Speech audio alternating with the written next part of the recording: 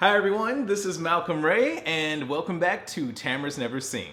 And today I am watching Mary Poppins. I've never ever seen this movie in my life, surprisingly. I've heard a lot about this movie from friends and just like people in general, and I've seen all the references and memes, like, you know, in Guardians of the Galaxy, I'm Mary Poppins, y'all, you know, all of that. I kind of expected, you know, just to be like about a nanny that kind of, you know, swoops in and like helps out kids somehow. That's my initial thoughts going into this. And she has like magical abilities and supercalifragilisticexpialidocious. That's literally all I know about this movie. So that's kind of my guess. Maybe she's like a witch or a wizard or a warlock of some nature, but other than that, I really have no idea. All right, so let's take a look at this. Na, na, na, na.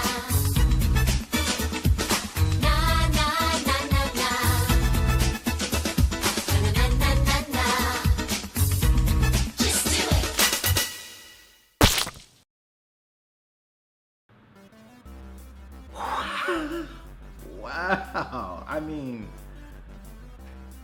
okay, I don't know where to start. Like, this movie was brilliant. It's really kind of like Disney, like in their element. Like, this is what Disney is about. Like, as soon as you like watch this film, you can immediately go, that was a Disney film. The production, the performances, the song numbers, like everything just felt like great, and it was performed really well. Like Julie Andrews, Dick Van Dyke, and the rest of the cast like just nailed it. First of all, Julie Andrews, she's a diamond. Like, I can't begin to describe how perfect she is for that role. Like her voice, just her mannerisms, the way she portrayed the Mary Poppins character, it just all worked so perfectly.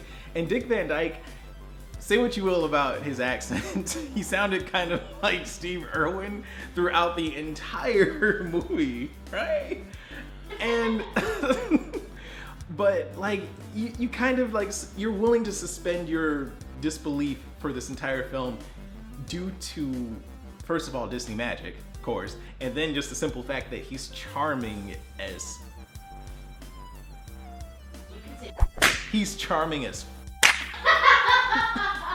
the dude, like, he just brings everything. Like his character is so believable and so genuine. He's just got a charm to him that just, you know, just keeps the momentum flowing. The chemistry that he shares with Mary Poppins, Julie Andrews, is just great. They just seem like the best of friends forever, and you kind of feel like there's more to their story. Going into this, you know, I would never have guessed that Dick Van Dyke had never danced before, because his inclination to movement and rhythm is phenomenal. He looked like a seasoned like dancing professional, like, you know, Fred Astaire. I mean, that you know, that's putting up high, you know, but he moves really, really well. I was thoroughly entertained. It's hard to find things that are negative about the film.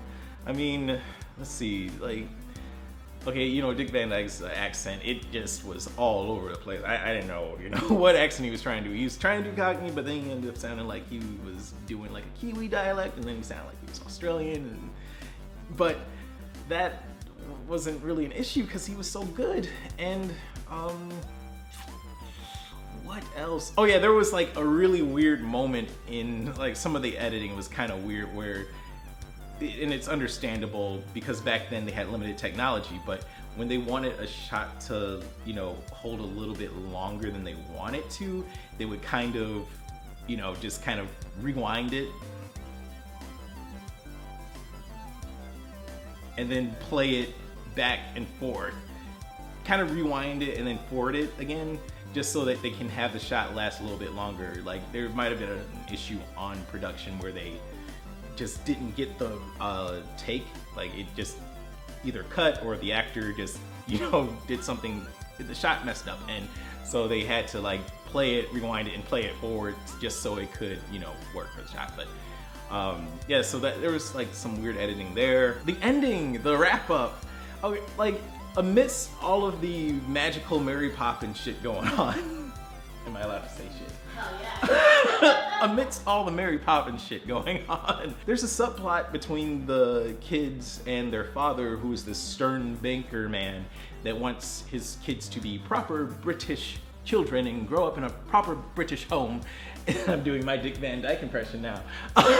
Yeah, and so like towards the end, you know, the children have learned to have fun, yet, you know, have fun responsibly, question mark. And the father, he's still like a curmudgeon, but you know, he ends up losing his job. And as he's like, you know, they're getting fired in front of the committee of bankers, he remembers the Mary Poppins song and just like, you know, loses it. He's like, oh, supercalifragilisticexpialidocious. And you know, it's like, okay, cool. So, you know, he's starting to come into his own. But at this point, I feel like I'm starting to be held hostage, because it's like, okay, we get it. You know, he's having a change of heart, you know, and you look at the clock and it's been well over 2 hours. I had no idea that this film was that long. That was amazing. And you don't feel it until that part, until they reintroduce this subplot, because everything else just kept the movie moving along. You know, from the moment where Mary Poppins has them clean up their room to when they go to the chalk zone. I'm calling it the chalk zone because a lot of people forget that that was a cartoon. But yeah, that whole sequence when they're in the chalk world and the animation, and I'm constantly asking questions like, how did they do that? In the 1960s, how did they get these effects to work? Because CGI was not a thing back then. Not really. Yeah, there was just a lot of great practical effects where, you know, they're like riding on the backs of these animated cartoon turtles. There's like stuff where they're just like Mary Poppins' bag, for example. Like, you know, there's clearly like layers. There's matte paintings where people are like kind of walking. Like, you're like, wait, that's a painting, right? But it's like a long shot. And it's clearly there's this matte painting, but you see like people moving, and you're just like, how is this happening? It's really a wonder. It's a mystifying movie. So all that being said, I really enjoyed it. I was thoroughly entertained. I am remiss, you could say, that, you know, this wasn't part of my childhood growing up. I watched all the other Disney movies, you know, like, you know, Lion King, you know, Hercules, Aladdin, all that. But I kind of slept on a lot of the live action movies that came out through Disney, and I'm glad I saw this. So yeah, I enjoyed it. I gotta give it 10 out of 10 hair flips, because this movie was bomb. Dick Van Dyke can dance. That was crazy. Like, you know, the little, you know what I'm saying? Like, it was wild. So, there, you got 10 hair flips. My hair's gotten a little bit longer. Thanks so much for watching Tamara's Never Seen. See you next week. Bye.